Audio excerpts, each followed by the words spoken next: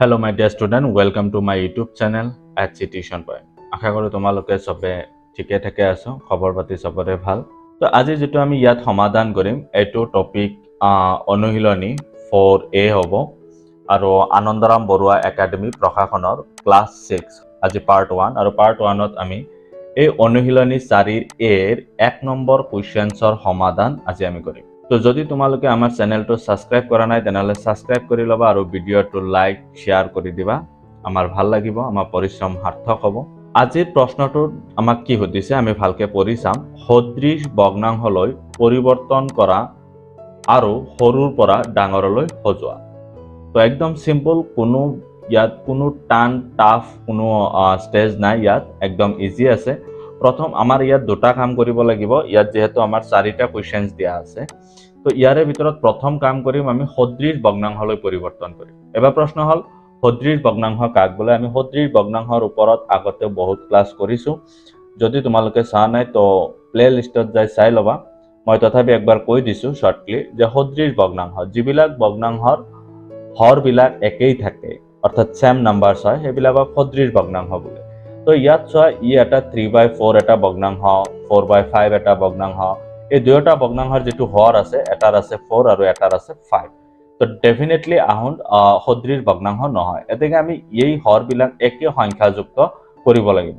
তাৰে পিছত আমি কি কৰিম, সৰুৰ পৰা ডাঙৰলৈ সজাই যাম, অৰ্থাৎ ঊৰ্ধ্বক্ৰমত আমি সজাই যাই থাকিম। ইয়াত যিমানটা ভগ্নাংশ আছে সেই ভগ্নাংশবিলাকৰ ভিতৰত সবচেয়ে সৰু ভগ্নাংশটো আমি আগত লিখিম, তাতকৈ অলপ ডাঙৰ ভগ্নাংশটো আমি তাৰ নেক্সট সিৰিজত লিখি যাম। তো লাইক দ্যাট ইয়াত নাম্বাৰ 1 দিয়া আছে 4 আৰু দ্বিতীয়টো ভগ্নাংশ দিয়া আছে 4/5 ইয়াত দিয়া আছে। তো এই দুয়োটা ভগ্নাংশৰ হৰ যেহেতু বেলেগ বেলেগ আছে, আমি ইয়াতৰ কি কৰিম, এই হৰ দুটাৰ লসাগু আমি ইয়াত উলিয়াম, এলচিএম। So 4 and 5। তো 4 আৰু 5 ইয়াত 4টো যুগ্ম 5টো অযুগ্ম, ইয়াত যদি 2 হৰণ যায় ইয়াত নাযায়। তো আমি কি কৰিম, এই দুয়োটা সংখ্যা ইয়াত পূৰণ কৰি দিম, অৰ্থাৎ 4 multiply with 5 then you will get 20। 4 × 5 = 20 হ'ব। তো এবাৰ তুমি এই 3/4 ভগ্নাংশটোৰ লগত এনেকুৱা এটা সংখ্যা পূৰণ কৰিব লাগে ইহঁতৰ লগত যাতে নেক্সট যাই কেনে হৰটো 20 হয়। তো ইয়াত থাকিব 3/4 ইনটু এবাৰ 4ৰ লগত কি সংখ্যা পূৰণ কৰিলে 20 হ'ব? ডেফিনেটলি 5 পূৰণ কৰিলে 20 হ'ব। তো ইয়াত হৰৰ আমি যেটো সংখ্যা পূৰণ কৰি হৰ 20 কৰিম, সেম নাম্বাৰসটো আমি ওপৰতো পূৰণ কৰিব লাগিব। এটো হৈছে ৰুলস।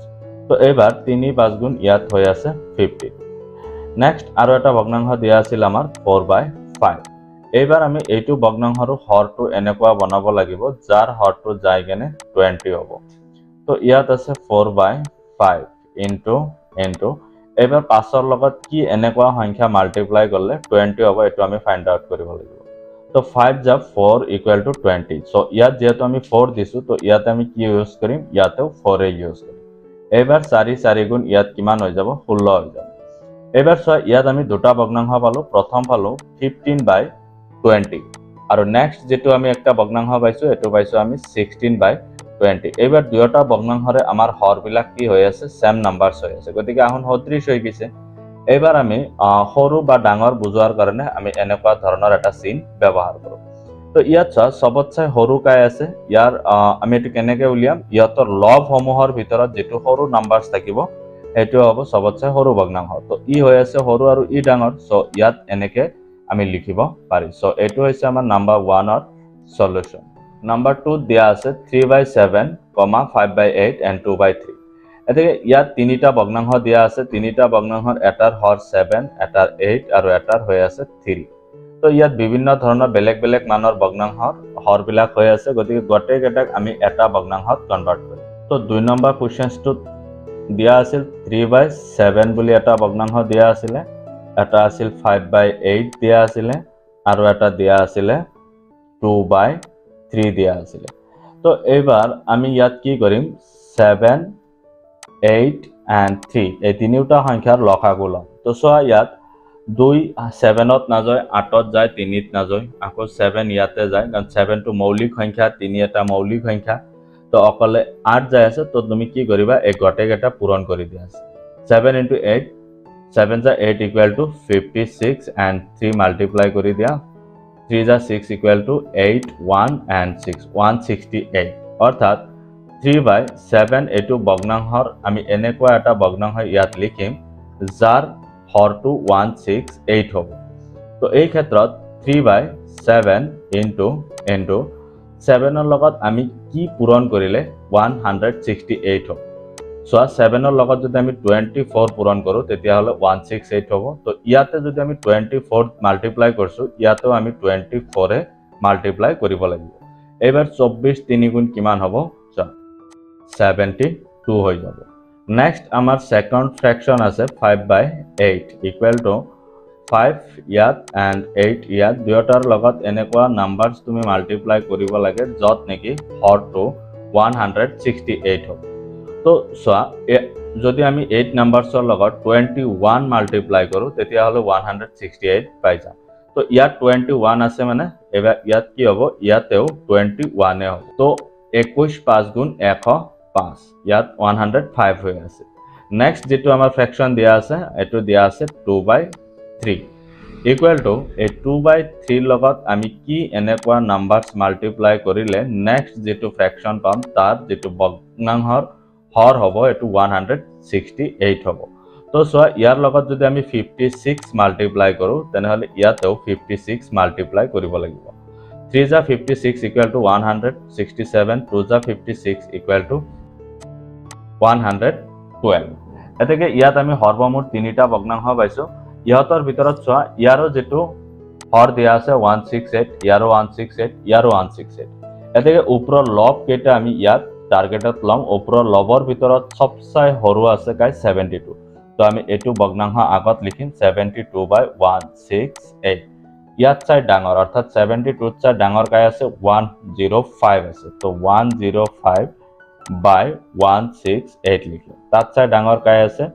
112/168 অৰ্থাৎ এই ভগ্নাংশ কেইটাই এনেকুৱা শেপত আমি লিখিব পাৰি 5/8 আৰু তাত চাই ডাঙৰ হ'ব 2/3 তো এই আছিল আমাৰ 2 নম্বৰৰ সলিউশন এবাৰ তো আমাৰ 3 নম্বৰ কোৱেশ্চনটো হ'ব 8/15 কমা আন এটা ভগ্নাংশ দিয়া আছে 3/17 কমা 11/13 তো আমি প্ৰথমতে কি কৰিম ইহতৰ এলসিএম লম অৰ্থাৎ 15 17 আৰু 13 তো ইয়াত 15 ইয়াত যায় আছে একবাৰ ইয়াত না যায় 70 আৰু ইয়াত যায় আছে দুইবাৰ তো এই গটে কেটা যদি তুমি পূৰণ কৰি দিয়া তেতিয়া হলে তুমি 510 পাবা এবাৰ এই যিমানটা ভগ্নাংশ ইয়াত তিনিটা ভগ্নাংশ আছে প্ৰত্যেকটো ভগ্নাংশৰ যেটো হৰ হ'ব আমি হৰটো 510 বনাম কেনেকৈ বনাম 8/15 ইকুয়াল টু এই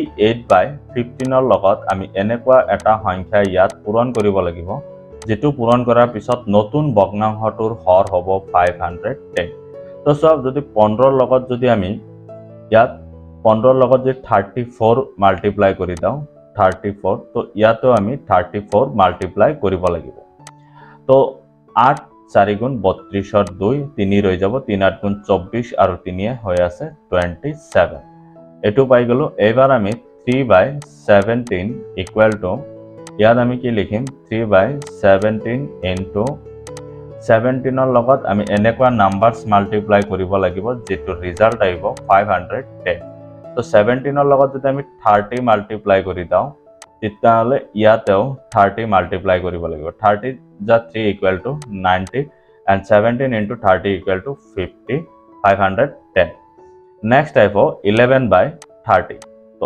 11/30 ৰ লগত আমি কি নাম্বাৰস পূৰণ কৰিলে 11/30 into equal to ইয়াত 510 তো 30 ৰ লগত যদি আমি 17 মাল্টিপ্লাই কৰো তেতিয়া হলে আমি ইয়াত কি পাই যাম 510 পাই যাম আৰু ইয়াতেও 17 মাল্টিপ্লাই কৰিব লাগিব তো ইয়াত 17 and 11 আমি মাল্টিপ্লাই কৰিলে 7171 অৰ্থাৎ 187 পাম এবাৰ ইয়াত যিমানটা ভগ্নাংশ পাইছো গটেকেটা ভগ্নাংশৰ হৰ আমাৰ কি হৈ আছে 510 হৈ আছে অৰ্থাৎ আটাইকেটা সদৃশ ভগ্নাংশ হৈ আছে গতিকে আমাৰ সদৃশ ভগ্নাংশত আমাৰ কনভাৰ্ট কৰা হৈ গেল নেক্সট আমাৰ প্ৰশ্ন মতে ইহতক আমি সৰুৰ পৰা ডাঙৰত নিব লাগে সো সবচাই সৰু কাই আছে 90 আছে আমি হৰ এবাৰ লব বিলাক চাম তো 90 আছে যদি আমাৰ সবচে সৰু ভগ্নাংশটো হ'ব ইয়াত